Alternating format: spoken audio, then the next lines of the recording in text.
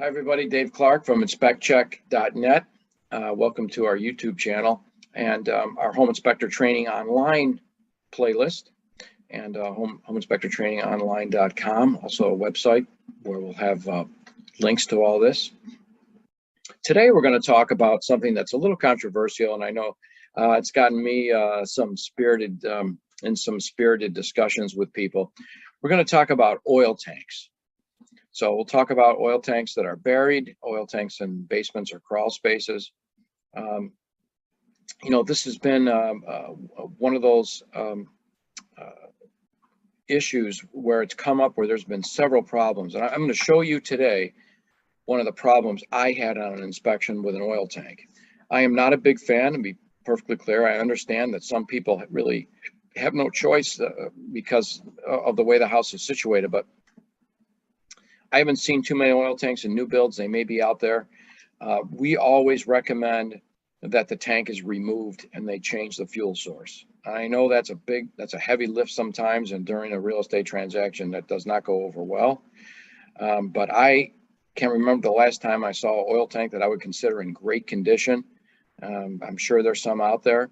I don't remember the last time that I didn't recommend that they switch to either natural gas, propane, or even electric. I'd rather see that. I've been involved in too many over the last 30 years, too many issues with oil tanks, inside, outside. The outside ones have had a lot of problems, leaking and things like that. So let's talk. I'm going to share my screen with you.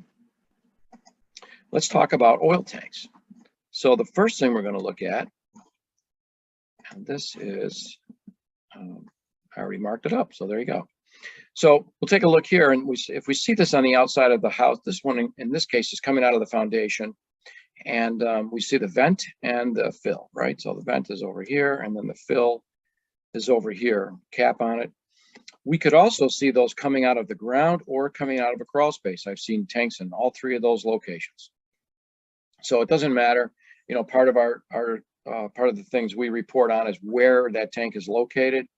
So we would say basement, crawl space, underground. And I think that's important to be able to identify where that is, so we can, find it, but and inform our client. Now, we may not, they may be here, right? And the oil tank is just not there. It could have been removed and they just left these pipes there. I see that happen all the time too. All right, so I'm going to move over to, let's take a look at this oil tank. And we'll see that older tank, and you can see I already marked it up a little bit. Definitely a little bit of oil dripping out from the bottom. See, we check the seams, make sure they're not leaking. The pipes, in this particular tank, was seeping oil everywhere. They had these, I don't know, they had these buckets here and trying to catch it. Older tank, not a lot of rust on it, but definitely some corrosion and definitely some oil. And my thing is, if it leaks 1 or 2 drops a day or a week, and it's been there for 30 or 40 years, that adds up to a lot, and that could end up being a big problem for our clients. So let me now show you the situation that I alluded to in the beginning here. Okay, so this is a typical one, but let me show you my situation that I had, and here we go. So I go down the basement, and here it is, this oil tank. Of course, there's a lot of rust on it, rust over here. We have a valve. Those are things, potential leaks. The line here is copper, and that's flexible copper. And many times that line goes into the concrete, as you see right here. Now, I have seen oil tanks where it's above the concrete. And to be honest with you, if it's above the concrete and protected, I would rather see that than into the concrete, because flexible copper is very soft. It could have a reaction with the concrete itself. The concrete could move and shift, crack, whatever, and cause a problem. If that starts to leak under the floor, we've got a big problem, and I'm going to show you something that we had a big problem with. Okay, so we're going to examine the tank anyway, right? Even though I'm going to recommend that the tank is removed, we're still going to examine it. We're not going to say, we recommend this tank is removed, and we're not going to examine it. So we still should take a look at it for condition. And if we do spot any of those things, of course, we're going to point them out.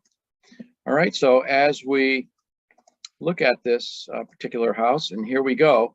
Here is the line coming out on the other side where the furnace was. So this house has been converted to natural gas. So the old oil burner is gone, but the line is still there. Okay, and it looks like somebody just squeezed it off at the top. You know, I'd rather see that completely gone, but it doesn't really matter. So they've done that. So I see that and I'm happy. The problem in this scenario is as we walk over to that area, we start to see some issues. Okay, and let me go right over here. This is the first issue we see. We walk up and I see I circled it for you. And it looks like, and this is just about following the line of where that oil line would go. And we see that there appears to be some oil here, right? You could just kind of see it, that it's kind of, you know, it's showing it, if you will. However, if you go over to here, and there's my footprint. Okay, so anyway, this one shows it clearly that there's oil coming through. So I'm standing there looking at this, and my client says these words: "Is that oil?" You know, and I look down at it, and I'm pretty sure that I already know the answer. So what I do is I go down, I touch it with my finger. It's clearly oil mixed with the water. It's on top of it. And this is happening in a few different spots there. So, you know, how do you advise your client at that point? And you have to say, look, the oil noted, coming from an area where the oil line could be. I mean, short of digging that up to see where the oil comes, but where's the oil coming? It's following that crack, which is following that underground copper pipe. And so there's a very good chance that that's where it's coming from. So, you know, that's how the report reflected that. And there's really not too many ways to get around that. So, you know, I want to be very clear that when I report these, I report that I recommend that they get rid of the tank. Now, what about if it's underground? Okay, we can't see it at all. We can see the pipes coming up, but it's underground. That is a big problem. Okay. We've been involved in a couple situations where that was an issue, and that is way beyond the scope of a home inspection. All we're going to do is alert them to that. So how could we report this properly with our client? Okay, so let me go over to our report. I'm going to tell you how I would do that. Okay, so here's our report opened up, and in inspect check, we're going to go to the plumbing tab, and that's where it is, fuel gas service.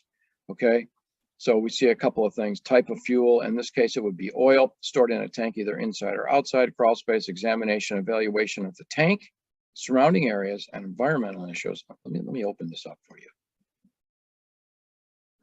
Feel free to, you can use this information if you want. Let me just open it up right here. There you go. So stored in a tank, either outside or in the basement, crawl space, examination, evaluation of the oil tank, surrounding areas, environmental issues are outside the scope of a visual home inspection.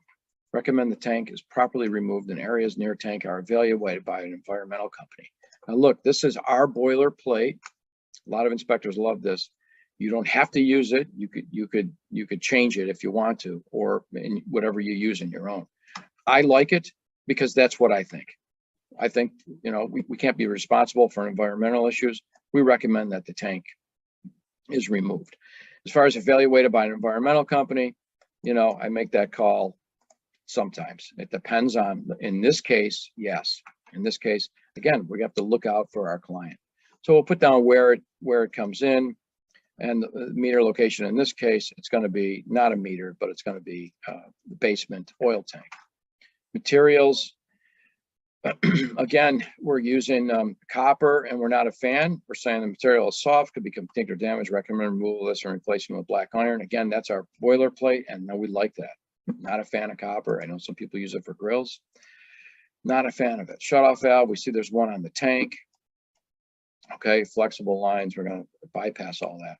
But what about if we see evidence of an oil tank or fuel tank. We just see the pipes coming out, but we don't actually see the tank. Or, right, so we can click on this, and it basically says similar, right? So let me open it up for you. It says evaluation of these units and surrounding areas are outside the scope. Recommend the tank is properly removed. Adjacent areas are evaluated by a qualified environmental company. So that's it. We want it gone. Okay. So we come back up here and we could make changes to this, no problem. All right. This is where we're going to actually note the fuel tank. We noted oil and we put oil fuel tank, and it's really pretty much the same. And we're you know, again, we can change this. Evaluation of these units and surrounding areas are outside the scope. Recommend the tank is removed, adjacent areas evaluated. And then here, I'm going to write in this particular case, and I hate doing this because, you know, I mean, this is going to create a problem, but it is what it is, you know. And I'm going to put some evidence oil leak under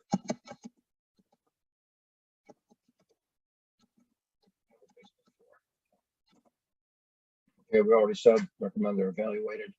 So evidence of oil leak under basement floor. Hate doing that because you know what's going to happen next.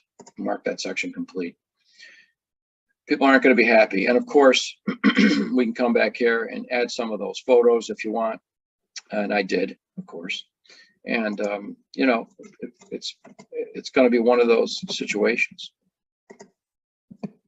So I know not everyone's going to agree with that. I know some people see oil tanks, they look at them. If there's not a leak, they just say they're good to go.